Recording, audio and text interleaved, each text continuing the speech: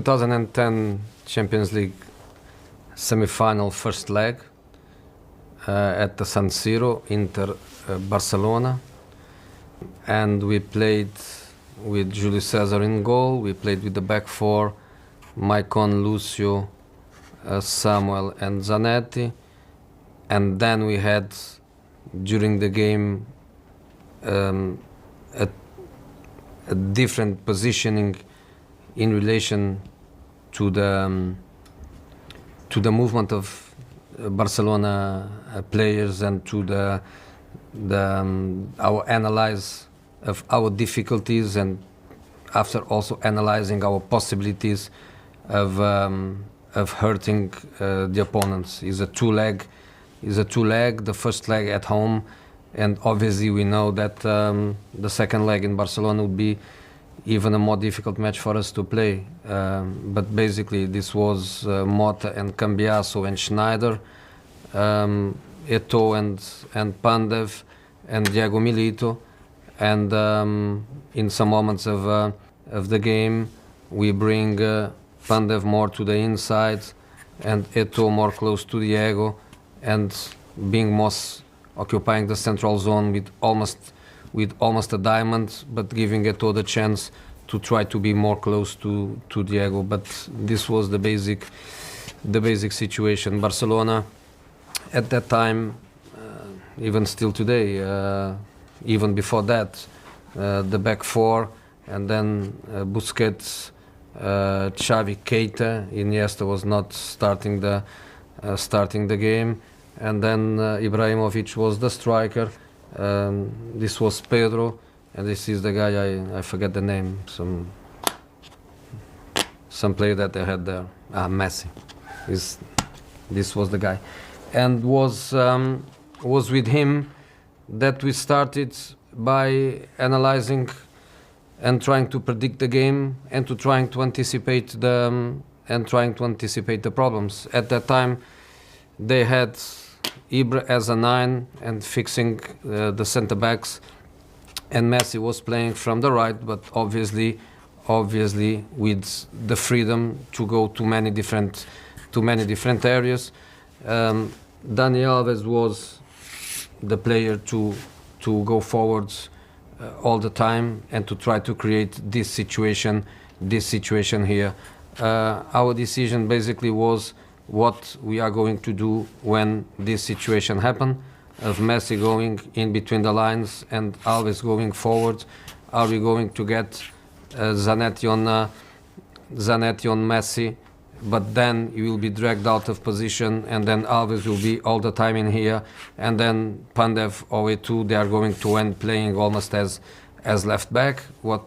How are we going to resolve this situation? And the situation for us was very, very clear, which was he cannot play alone when he come in between the lines.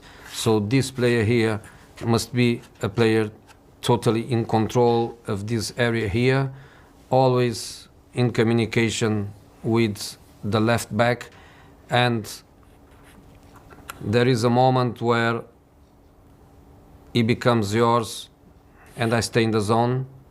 But if in a certain moment you were attracted by other positions and Messi goes into these positions in between the lines, you have to decide to go.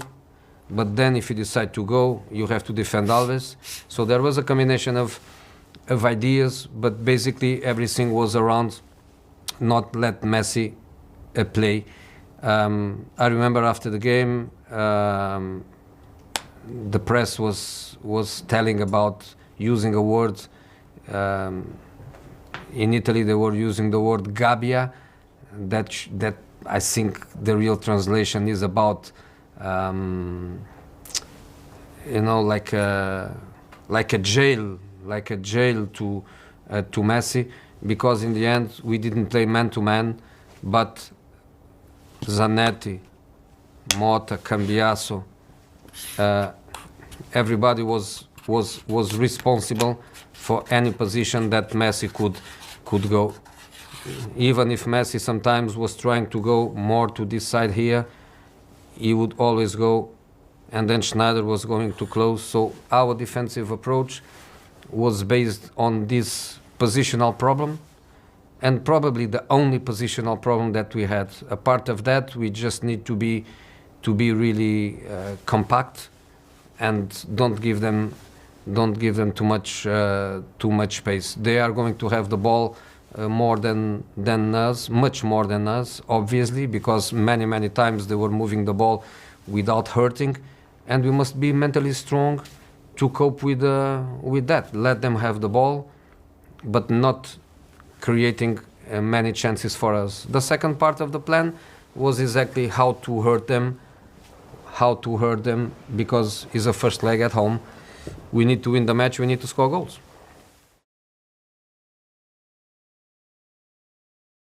Obviously, that's the strategy to try to hurt them was in our attacking transition. The moment we recovered the ball, and we knew, of course, the way of their building up, going with Alves and Maxwell forwards, really wide, and giving lots of spaces.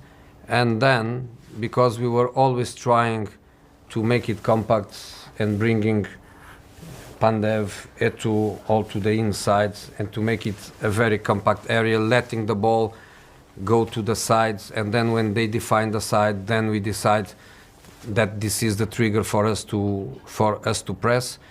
And the point in here was, even if we don't have the wide player in a clear position to attack these spaces behind Maxwell and Alves, was to get players into these positions. From the compact block we had, not to be afraid to attack these spaces where we are going to hurt them. And we had Maicon, that was absolutely phenomenal that night, attacking these spaces against a player that we knew very well, Maxwell. Very strong with the ball, but not so strong in the recovering of these spaces. Alves, of course, the culture of Barcelona was for Alves to go always in depth, and attacking the spaces that normally opponents were going to give them because of Messi coming to the inside. And then we needed to attack these spaces where Puyol and Piqué, they were very exposing, and we knew that they were very strong on the defensive transition in the opposition half. So we knew that the places where they lose the ball, they were very strong by trying to press and push it up and close every possible space. But then we knew that also, because that was not the kind of challenge that they had to face week in, week out in the Spanish league, they were not so good coping with the spaces. And we had very fast people. We had very fast people attacking the spaces, and we had people with the right mentality and the right coaching of arriving into these positions. So we were fundamentally going from a defensive low block, but going very strong with 3, 4, 5 players into attacking positions in the transition, and it worked. I think it worked, and it's quite hard to say when we had 30% of ball possession and the opposition had 70, but I think we were more close. We had more not chances, but opportunities that we can read. We had more after the 3-1. We had more chances to score the fourth than to be really in trouble. We were totally in control.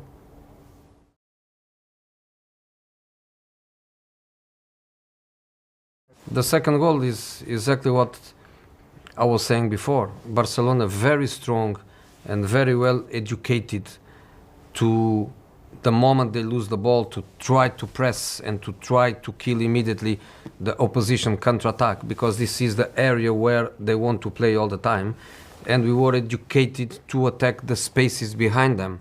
So in this situation here, we had always lots of players ready to attack the space behind both fullbacks. Which player should attack these spaces? Anyone. In this case, the player that attacked the space was Milito. And then, when the ball reached Milito in this area here, is a question of who is going to arrive, us or them. And we were very adapted and very coached, and also with the right mentality and the right effort and the right ambition to make people arrive in here. So when the ball gets into a player here, in this case was Milito, now the point is, looking at this, how many whites, how many oranges are going to get into the scoring position. And I know that this is the guy that is going to arrive, which is Maicon, is going to arrive in here. But we have also, to give sequence of this, I think we have also a Pandev and maybe Schneider also coming. So we after that ball to Milito, we managed to put 2 or 3 players more. It was Schneider and Eto'o, or Schneider and Pandev arriving also here, plus the incredible run of Maicon. How many of them they were arriving? It was more difficult for them. I think Keita, Busquets, they couldn't cope with this run. I think Maxwell and Messi or Pedro in this position, they never thought that Maicon was going to arrive. So the second and the third goal, they had this similarity of us hurting them in the attacking transition.